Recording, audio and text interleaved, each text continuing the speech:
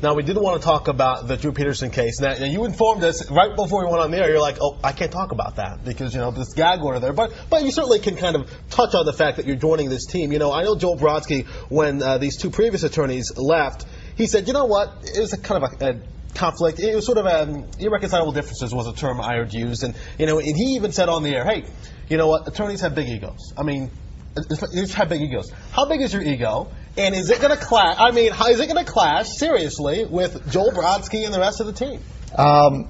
Again, drawing on you. How big is your ego to be able to go on TV and face all the people? So you have to have a certain amount. I don't like to think of it as ego. I like to think of it as confidence. But what really gets me about this case is they targeted this person and they said, we're going to pass a special set of rules. Mm-hmm. We're going to change the game and pass these rules just to try and convict you.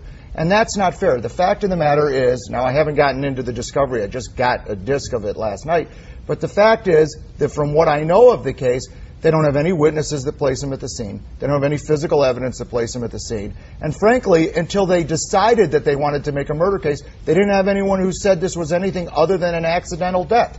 So this is a very targeted prosecution.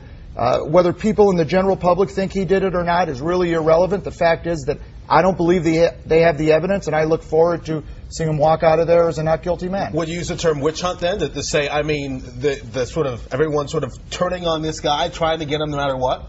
I would use targeted prosecution, but I don't want to use the term witch hunt. All right. Thank you so much. Thank you. Thanks, Steve, for coming in.